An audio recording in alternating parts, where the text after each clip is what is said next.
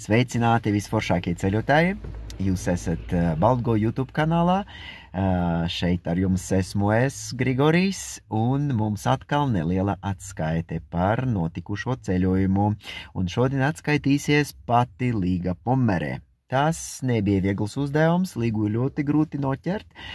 Viņa lido pa labi, pa kreisi, maina čemodānu lidostā, bet tomēr mums izdevās, pateicoties tehnoloģiem. Tātad ceļojums uz Andalūsiju. Pati Līga stāsta, ka viņa tur ir bijusi pirms 15 gadiem. Tas ir daudz, tas ir pirms kārā, pirms Covida, jā, bet tagad šogad viņa tur ir atgriezusies ar tiešām lielu grupu.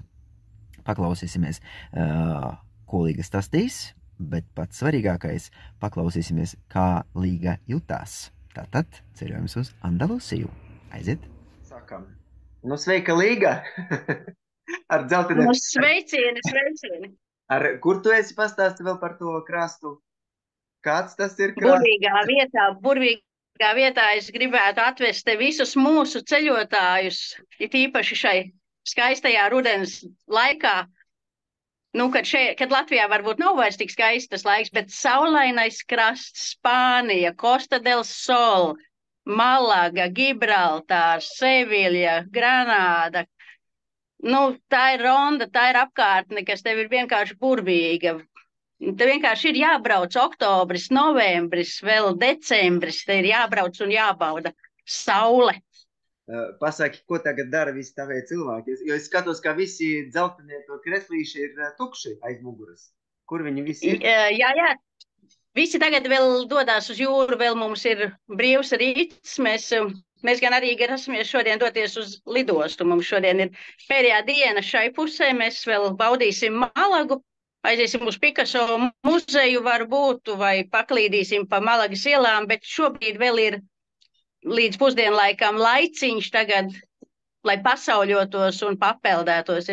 Kad beigsim runāties, arī pievienošos grupai, un mēs drusku vēl pabaudīsim vidusjūras ūdeņus. Oktobris ir vēl Pablo, Diego, José Francisco de Paula, Juan un vēl Ruisi Picasso, jeb Pablo Picasso.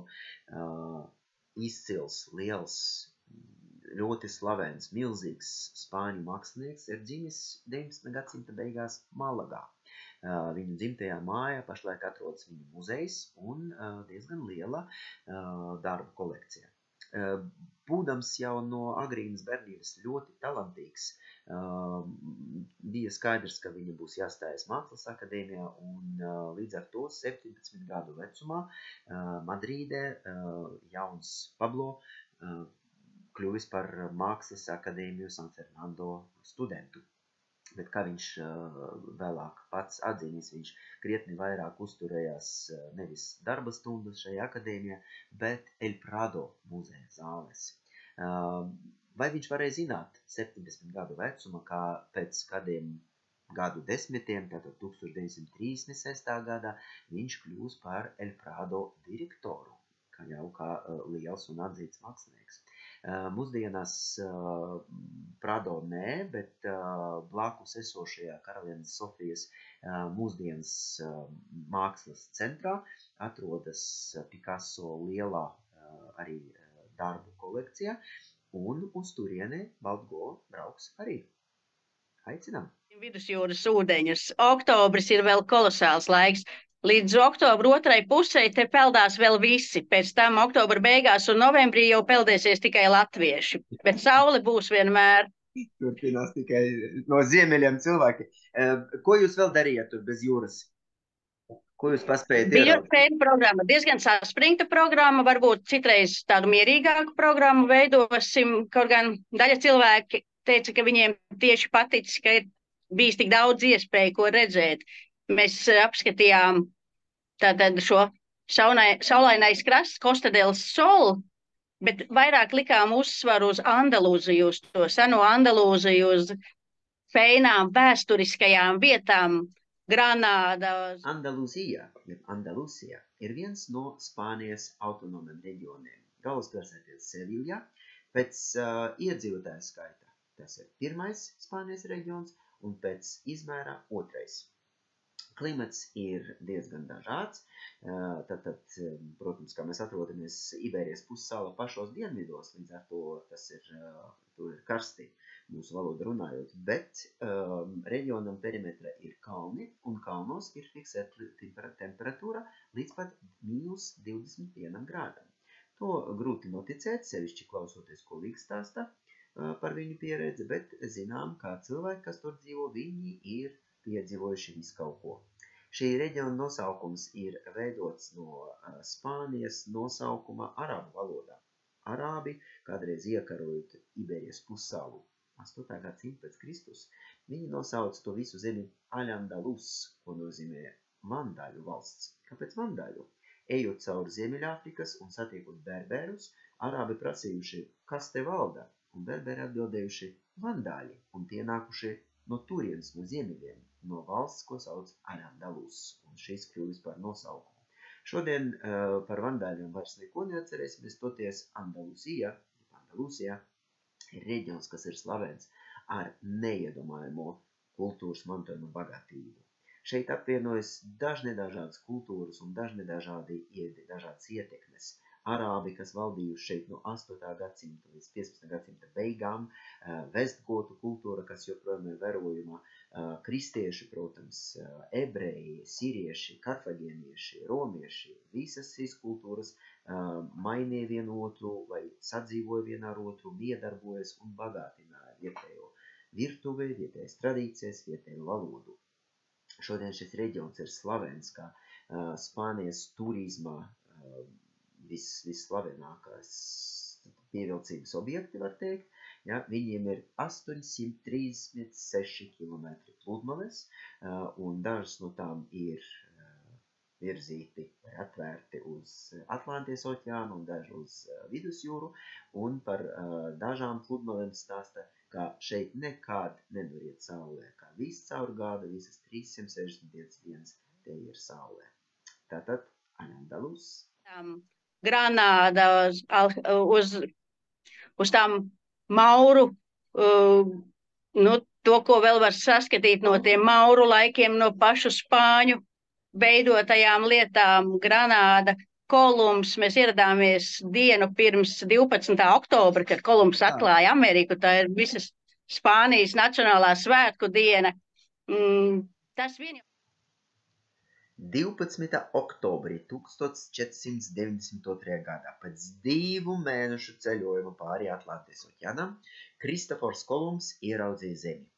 Viņš bija pārliecināts, ka tā ir Indija un kā viņš ir atradis jaunu ceļu uz šo zemi, bet patiesībā tā bija Guanahaņi salā, Karibu jūrā, ko pēc tam Spāņi nosaukuši par San Salvador. Šī ir bijusi 2 pasauļu satikšanas diena. 19. gadsimta beigās Spānijas karaliene pasludināja šo dienu par Hispanidad dienu, jeb spāņu kultūras un spāņu valodas telpas dienu. Savukārt 20. gadsimta beigās, 1987. gadā, patiesībā nesen, jaunajā demokratiskajā Spānijā pēc Franko valdīšanas laikiem, šī diena tika pasludināta par Spānijas dienu. Apvienotas Spānijas vienības dienu, Spānijas valodas dienu, Spānijas kultūras dienu.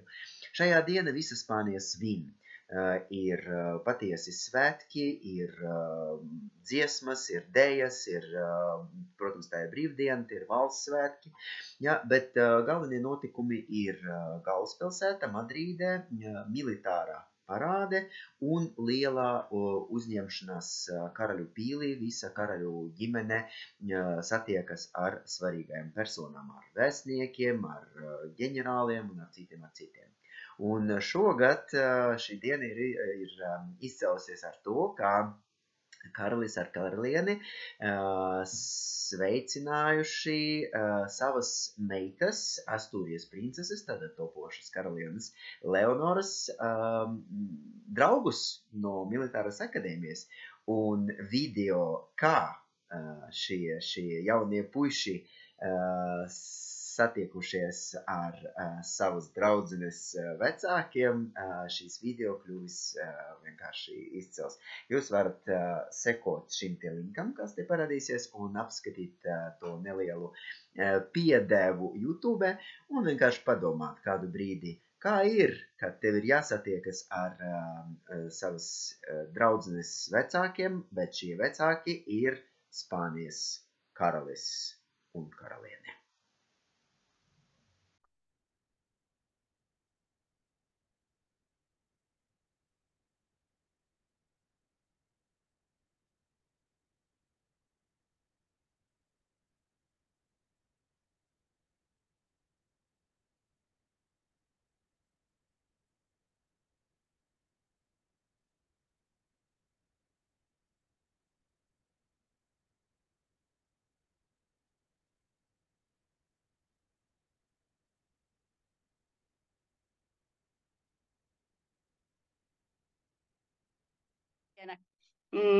Tas vien jau bija ko vērts tādā dienā atrasties Spānijā, un būtu citreiz mēs noteikti ieplānosim laiku, lai tas 12. oktobrs ir tāda iespēja mierīgi pabaudīt, tādas kādas pilsētiņas vietas, kur cilvēki, kur paši spāņi satiekās, jo redzēt spāņus atpūšoties, baudot brīvdienu, sauli un tās viņu temperaments, tas vien jau ir ko vērts, tas no mūsu latviešu mierīgā dzīves ritmu uzreiz jau iesvieš tādā spāniskā sajūtā. Tā kā tas ir vērts, to ir vērts šeit piedzīvot.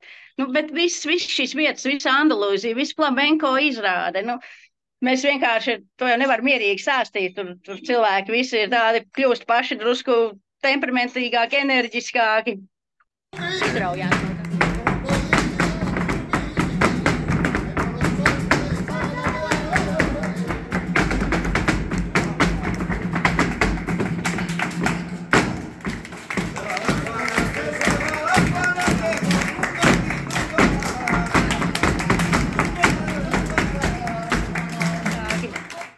Izraujās no tāda rudens sastinguma. Daži negrib palikt. Ak, Dievs, visi jautā, vai nevar tā lidmašīna nevarētu tomēr mainīt reizi un pēc nedēļas doties atpakaļ. Kā jūs protams, telpā ar sabiedrīsko vai tev kaut kāds tur transports? Vai jūs visu laiku... Mums ir liela grupa, mēs esam 45 cilvēki. Mums ir speciāls autobus. Mūs visur aizved, atved, pieved. Izlaiž, mēs ejam tik, cik ir vajadzīgs. Ir jau arī tomēr tā staigāšana, lielais autobus pieved pie Granādas kalnā, mūs uzved, mēs izkāpjam, redzam to skatu un ejam un tad ir jāiedrusk, jāpaiet arī ar savām kājām, ejam caur Granādas ieliņām, skatāmies visu, ko varam pa ceļam ieraudzīt. Mums ir vietējais gids, stāsta mums austiņās, mēs ejam un klausamies visu.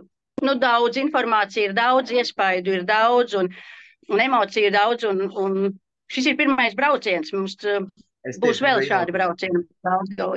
Būs vēl, bet mēs ņemsim vērā to, kas šajā braucienā varētu būt uzlabojams. Un tā kā otrai grupai būs vēl labāk. Es domāju, ka šī ir tā puse, kur ar vienu... Varbūt mēs atvēlēsim laiku vairāk tādām sajūtām, lai var pasēdēt, lai pabaudītu to spāņu svētku sajūtu, lai var vairāk paši pabaudīt tās vietas, Sevilju, Kordovu. Mēs skaidri zinām tagad jau, ka nevar paļauties, ka kaut kur varēs nopirkt biļetes uz vietas, neko nevar uz vietas nopirkt, visos objektos ir jānopērk biļetes iepriekš. Tas ir tas, kas mums šajā braucienā drusku bija tāds pārsteigums, it kā zinājām, bet tas, ka visur, tev ir visur, nav vairs tā, ka tu kaut kur pieeji un ieeji un nopērci. Visur mēs jau Latvijā, mēs jau piesakoties ekskursijai būtībā, jo cilvēkiem lūksim, lai viņi jau, ja viņi vēlas kādā objektā iet arī iekšā, tad ir jānopērk biļeti jau Latvijā esot, jau, piemēram, uz Alhambru 2 mēnešus iepriekš ir jābūt nopirktai biļetei, citādi vienkārši nevar tikt iekšā 2 mēneši iepriekš, tā kā ļoti laicīgi jau, jo cilvēkiem būs jāzina, kur viņi vēlēsies. Jā, ļoti daudz apmeklētāju, ļoti liela turisma plūsma un tas, diemžēl, ir tas pie šajā laikmetā, ka ir jāplāno laicīgi, bet ir izvēle. Var cilvēks arī neiet iekšā. Mēs tagad vairāk arī šajā braucienā arī tas bija, ka mēs nevis gājām objektos iekšā, bet ar gidu kopā staigājām pa vecpilsētām, pa pilsētām un runājām par to, ko redzam no ārpuses uz objektiem, neejot iekšā. Bet vajag atbraukt arī uz Granādu un ieiet Alhambrā, vajag aizbraukt uz visām, visur, kur ir mošejās jāiet bijušajās, ir kur katedrālē, Seviļas katedrālē mēs nopirkām laicīgi biļeti, pamainījām pa dienas, lai varētu nopirkt to biļeti, jo uz to mūsu plānoto dienu jau viss bija izpirkts. Tā kā tas ir tāds menedžējams jautājums, un mēs arī to tā mācamies un saorganizēsim tā, lai nākamās grupas jau var, ja vēlas arī jau, zina, ka jau braucot uz šeit, viņiem ir biļeti jau kabatā. Vai nav pa grūtu ar tik lielu cilvēku skaitu tev ceļot un viņiem pašiem ar sevi? Vai negribētos bišķi mazāk, vai nezinu, kaut kāds sadalīt? Ir noteikti kādi, kas grib mazāku, bet tad jārēķina, ka izmaksas būs jādala uz galviņām, teiksim, tad nevarētu ņemt sabiedrisko transportu, tad būtu jābrauc ar sabiedrisko transportu, ja būtu maza grupa, vai arī būtu izmaksas lielas. Bet uz 45 cilvēku grupa ir maksimālais skaits, lielāka nebūs, bet it kā viss notiek labi, visi laicīgi, visur ierodas, visi zina savu autobusā vietu, kur viņš sēž, viss ir jau tā saplānots, un paldies, grupa ļoti labi, netiek kavēts, viss ir tā kā nākās. Mēs arī visādus maksimālos pasākumus veicam, un mums ir austiņas, lai mēs visu dzirdam, mums ir lietussardziņš labi pamanāmā krāsā, lai visi redz, kur jāiet. Tā kā tu visus vārdus iemācījusies? Visus vārdus iemācījusies? Visus vārdus es apmēram jau esmu iemācījusies, jā. Tas ir tāds automātisks gida uzdevums mēģināt tomēr zināt cilvēks. Bet mums ir arī vārda kartītes, mēs taču redzam, mums ir vārda kartītes, mēs viens otru varam saukt vārdā. Kā mūsu cilvēki reaģē pastāstot? Jo pat tev tas ir pirmais brauciens uz Andalūziju. Tad var domāt, ka... Nē, man ir vairāk brauciens, bet pirmais ar lielo grupu man ir bijuši senākā pagātnē braucieni arī ar lielāku grupu, bet tagad pēc pārtraukuma. Jā. Zini, kam gatavoties. Bet man bija 15 gadu pārtraukums, kopš es tādu lielāku grupu atkal. Kaut gan es biju februārī atbraukusi pati, noīrēju mašīnu ar dažiem draugiem, mēs izbraucām un pārskatījām tās vietas, vai viss ir tā, kā bija pirms 15 gadiem. Līdz ar to tikām arī pie labiem. Tagad ir labāk, labāk. Sliktāk ir tas, ka cilvēki ir vairāk. Tas ir neapšaubām. Vietas tiek uzlabotas, viss tiek atjaunots, viss tiek restaurēts, viss ir labi. Gibraltārs, par to noteikti jāpasaka, Gibraltārs ir kolosāls. Un mūsu grupas vienai meitenei arī uzleca, protams, pērtiķītis uzleca uz muguras, bija emocijas, ir labas fotogrāfijas, ir atmiņas no Gibraltāra un kolosāli mazās mašīnītes mūs uzveda augšā Gibraltāra klintī, redzējām Āfriku, visu, ko gribējām, to mēs tur arī dabujām. Starp citu, ļoti patīkami pārsteidza Šerija rūpnīca, Hereses pilsēta. Pilsēta ar saviem zirgiem, ar Andalūzijas zirgiem, ar to savu tādu īpatnēju Andalūzijas vēsturi par Hereses zirgiem un par Heresu, jeb Šeriju kā dzērienu. Turklāt apmeklējām, domājām, ka apmeklēsim vienkārši Hereses pagrabus. Tā standarta doma ir, tā mucas vai ne, un tur stāsts par to, kā ražo.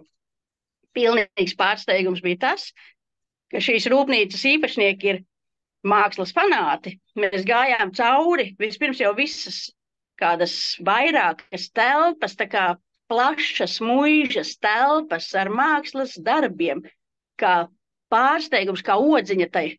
Šerija rūpnīcas Heres, tātad alkohols, vīni vai ne, 5 vīnu degustācija. 5 vīnu degustācija nobeigumā, bet pirms tam pat Picasso kolekcija. Picasso, slavenais mākslinieks, mēs šodien Malagā pa viņa vietām arī plānojam drusku pastaigāt, bet rūpnīcā īpašnieki ierīkojuši telpu, kur ir Picasso darbi. Jo viņi ir kolekcionāri, viņi ir gan turīgi cilvēki, viņi to ir savākuši. Un pirms tu tiec pie to 5 vīnu degustācijas, tev ir pamatīgs mākslas kultūras baudījums, stāstījums, gids izstāsta par Dalī, par vēl veselu virkni tiem māksliniekiem. Tu baudīt vīnu, tu iegūsti bonusā, tu Visi bija pārsteigti un teica, nu, tas ir kultūrāli pievienota obligāti pastāv. vērtība, ne? Ka tu ne tikai esi dzēris Jā, alkoholu, riktīgi bet tu arī kolosāli. pat esi bijis muzejā, ja? Tu vēl paspēji Jā. mākslīgi. Jā. Burvīgi. Bet klausies, es zinu, vienkārši burvīgi. to tu tagad vēlreiz būs, vai ne, nākošajā gadā šis Spānijas brauks? Būs, un es pat domāju, ka ar vienu ekskursiju par maz šeit ir jāveido varbūt gan pavasarī, gan rudenī ekskursijas uz šeit. Un varbūt ir jāveido ekskursija, kur vairāk ir atpūta, un ir jāveido ekskursija, kur tiešām vairāk ir kultūras vietu apskatīšana. Jo ir jau cilvēki intereses, ka viņi grib atpūsties un drusku kaut ko, kādu dienu izbraukt, bet ir varbūt, kas ir gatavi vairāk redzēt un apskatīt. Tā kā būs dažādi piedāvājumi. Noteikti būs dažādi piedāvājumi. Kā ir lidojumi? Vai ērti, vai ilgi, vai kā? Uz Malagu kolosāli. Jā, šis saulainais krasts ir mums tik ļoti pieejams. Mēs uz Malagu atlidojām ar tiešo Air Baltica reisu. Šovakar 5 būs lidmašīna atpakaļ. tā kā atlidot var un te tiešām ir ko darīt un tās vietas ir sasniedzamas.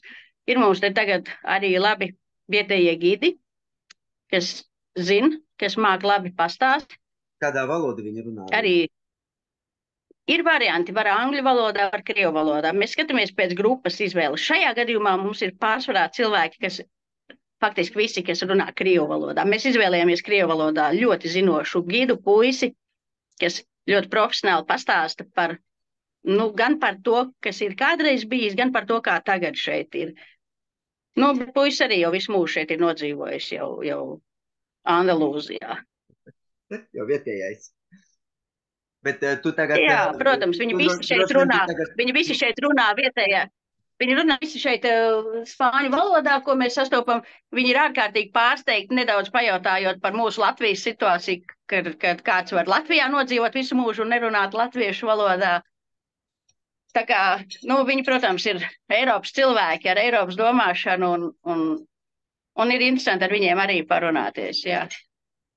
Tad jums ir kaut kāda iespēja arī satikt vietējus cilvēkus? Tajā visā tavā bagātajā programmā. Vairāk gan tikai tos, kas ir ar mums sadarbojas kā partneri, kā turismu kompanjoni, jā. Vietēji ir visur, cik mēs spējam komunicēt. Starp citu, vietēji ir ļoti laipni un atsaucīgi. Ja drusku kaut vai buenos dias var pateikt un muchas gracias, tas jau var sākt kaut ko tur tālāk arī ar žestu palīdzību pārējo sarunāt. Un runājot latviešu valodā arī viņi diezgan labi saprot, jo viņi runā tikai savā spāņu valodā. Mēs mēdzam runāt latviski, un tad mums sanāk ļoti labs dialogs. Vēl nav bijis tā, ka kāds nesaprastos. Es tieši par to domāju, kad zinām, ka mēs ar tevi runāsim par taviem ceļojumiem Iberijas pussalē, ka tu pirms tam arī bijusi Portugāle. Un es domāju, ka gan Portugāla, gan Spānija ir ļoti tiešām tādā vārdā īstā nozīmē sirsnīgie cilvēki. Pat šādās te turistiskas vietas, vai ne? Jā, viņi nav iedomīgi, viņi ir atsaucīgi, jā. Jā. Kā tev šķiet, vai tas darbojas tikai uz mums, uz nozares darbiniekiem, vai turisti to arī jūt? Kā cilvēki ir citi, ka viņi tiešām laipni, ka viņi tiešām priecīgi, ka viņi grib komunicēt spāņu valodā. Jūt, viņi komunicē, jā, to jūt, gan pārdevēji, gan tirdziņā, gan vienkārši kaut ko pajautā, neatrod, tad ir atsaucīgi, jā. Vēl es gribēju piebilst, ka šeit saulainajā krastā, Latvijā taču arī paliek golfs arvien populārāks, te ir pilns ar golfa laukumiem, te mūsu viesnīcā ir pilns ar golferiem. Tā kā, un skatos, šodien ir atbraukusi atkal viena jauna grupa, tikko mēs ēdām brokastis, tur cilvēki smukos golfa tērpos jau staigā pa brokastu telpu, tā kā, sapcīt ļoti labas brokastis. Nav jāuztraucās, Andalūzijā paēst var labi, vēl, cenas vēl samērīgas. Tā kā, redz tā, es tagad no viesnīcas, no savas istabas balkona te kaut ko. Mēs jau skatāmies, jā, mēs jau redzam. Tikai nav skaidrs, kur cilvēki. Visi jūras krastā, tu saki, jā? Patreiz vēl ēd brokastis. Tūliņ pēc cik minūtēm, pēc pusstundas atvērs arī šo te vietējo. Patreiz vēl ir slēgts viesnīcas baseinis, viņu atver 10, tagad ir 9:30 pēc šī laika. Nu, un tagad šodien ir 18. oktobris laikam, ja? 18. Tā kā tieši tā. Drusku 18. makoņaini, vai oktobris. ne? Jā, šodien ir tāda apmākusies diena, jā, tāds arī jūtami vēsāks, bet ir 23 grādi patreiz. Nu, jā, noteikti, ka Spāņi nepeldās tik augstā laika. Šeit no Jā. Latvijas. Bet, lai mēs pamazām aklimatizētos, es saprotu, ka Latvijā būs pat vēl augstāks par 23 grādiem. Par 23 grādiem būs augstāk tieši tā. Klausies, tu droši vien tagad, es tikko gribēju jautāt, ka tu droši vien tagad guļi arī ar saules brillēm, ja, ka tu viņas nevēlas nekad dost. Jā. Saules brilles vajag paņemt līdzi. Obligāti. Forši, klausies, tu atsūtīsi kaut kādas bildes arī, ko mēs varēsim arī cilvēkiem parādīt. Jā. Ne? Lai viņiem skauž vēl vairāk un lai viņiem rodas vēlme doties. Lai viņi brauc. Meklēt sauli. Pavasarī un rudenī vispār nav ko sēdēt uz vietas. Latvijā vasarā arī ir daudz ko darīt. Tur ir skaista vasara, bet pavasaris un rudens, nu, ķeram sauli, ķeram vitamīnus un baudam dzīvi. Pirms mēs tevi laidīsim, to arī baudīt jūru, pasaki 3 vārdus par, kāpēc ir jābrauc tieši uz Spāniju. Tas tomēr ir tāds, nu, vēl Latvijai droši vien eksotisks tāds virziens. Nu, kāpēc mums no Vidzemes jādodās Spānijā, jo... Pirmais saule, otrais temperaments un trešais tā kultūras vēsture, kas šeit ir. Tad ar sauli mēs tiekam pie tādas enerģijas, ar to viņu temperamentu, ar to visu, ko te var just flamenko uzvedumu paskatoties. Nu, tu vienkārši pats uzlādējies, uzpildam baterijas šeit.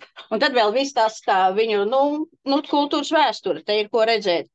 Kordovas mošei bijusi Seviļas bārdzinis. Seviļā cik operas, vai ne? Tur Seviļas bārdzinis, no Seviļas nācis Figaro, no Seviļas nācis Karmena, no Seviļas nākus. Nu, to visu redzēt savā.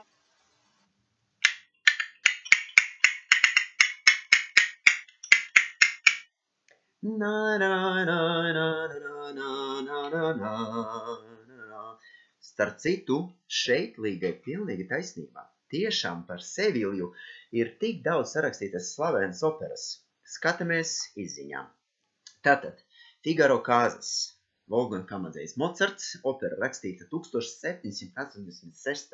gadā, bet kas ir interesanti, ka opera rakstīta pēc lūgas, Beaumarchais lūgas, un Beaumarchais ir francūzs. Viss notiek it kā Seviljā, bet visi saprot, ka patiesībā tas viss ir par Parīzi. Ja? Pēc tam braucam uz Itāliju, tātad Gioacchino Rossini, 1816. gads, Romā, saraksta pēc tās pašas lūgas, Beaumarchais lūgas Seviljas bārdziņas. Rossini nekad nav bijis Seviljā, bet saraksties kaut ko tādu, tik slavenu un tik dzīvespriecīgu un tik skaisto. Beethovens, kas bija tāds dzīvais klasiķis, jau tāds patriārhs, mūzikas patriārhs, viņi teica, nerakstiet vairs neko, tas ir ģeniāls, neko labāk nevarēsiet tāpat. Viņš gan varēja, bet nu, tā Beethovens viņam teica. Un pēc tam Carmena, slavenā Carmena, Georges Bizet, 1875. gads, pēc Prospera Mérimée arī stāsta. Atkal par Sevilju, tā čigāniete Karmēne, kas tur dzīvo, Prospers Mérimée, Georges Bizet nekad nav bijis Spānijā. Tas nozīmē, ka visa tas spaņu kolorīts, tas ir tiešām viņu izgudrojums un viņu tāds, viņu ģenialitāte. Ja, slavenais spāņu komponists Īzāks Albēnis, viņš teica, ka Spānija nekad nav radījusi kaut ko spaniskāko nekā Carmena. Ja? Nu, tāds ir paradoks. Kas te ir interesants? Ja? Kā visiem neviens no trim komponistiem, tad ne Mozarts, ne Rossini, ne Bizet, nekad nav bijuši nec Spanijā, nec Seviljā, ja? Bet sarakstījuši visi trīs kaut ko tik slaveno, kas palika tiešām uz vairākiem gadsimtiem un joprojām skan ļoti svaigi un populārs. Un arī sarakstījuši par to Sevilju un par to Seviljas kolorītu. Ja? Zinām, piemēram, kā Karmena, kas Francija tika uzņemta tā diezgan vēsi, gan dēļ savas mūzikas, gan dēļ sižeta, tika ļoti, ļoti iecienīta ziemeļos. Ja? Piemēram, iedomājamies, kā Parīzē opera tika iestudēta 33 reizes, un tad tika izņemta no repertuāras. Savukārt Otto von Bismarck, slavenais apvienotās Vācijas kanclers, noklausījis to operu 78 reizes. Tad viņam arī tas kolorīts, tas Seviljas kolorīts, tas skaistlīgums, jā, tas tā dramaturgija. Ja? Nu tad, ko tad mēs varam izsecināt? Visi no ziemeļiem grib braukt uz dienvidiem, uz Sevilju. Ko mēs vēl gaidām? Braucam. Bārdziņas, mēs Seviļā cik operas, vai ne? Tur Seviļas Bārdziņas no Seviļas nācis, Figaro no Seviļas nācis, Karmena no Seviļas nākus. Nu, to visu redzēt savām acīm kolosāli. Jā. Brīnišķīgi. Nu tad dodamies. Kad tu esi atpakaļ beidzot no Spānijas? Vai tu tagad tur... Nu, viss, šovakar būšu atpakaļ, jā. Viss beidzās. Nu, vienu dienu būšu uz vietas un tad uz Itāliju. Skaidri, un tad tiekamies Itālijā. Labi. Čau, tiekamies. Jā. Tā. Šī bija mūsu saruna ar Līgu par Spāniju. Jūs noteikti pamanījat ne tikai, ko viņi stāstīja, bet kā viņi par to stāstīja, kad viņi stāstīja par ēdieniem, par vietām, par cilvēkiem un par kultūru, par flamenko. Viņi gandrīz pati sākusi dejot. Jūs arī pamanījat, ka gandrīz visu sarunu Līga pavadījusi saules brilles. Noteikti es pats nesen biju Spānijā, Madrīdē, un es varu pateikt, ka tiešām šis priekšmets ir absolūti nepieciešams šajā zemē. Saule, mīļie draugi, viņa ir visur. Viņa sildā, viņa glastā, viņa iedarbojas, tā saule. To tiešām vajag izjust un to tiešām vajadzētu pabaudīt. Nu tad plānojam savu nākamo sezonu, plānojam savu nākamo 2024. gadu un noteikti ielikam tajā ceļojumu ar Baltgo, varbūt uz Spāniju.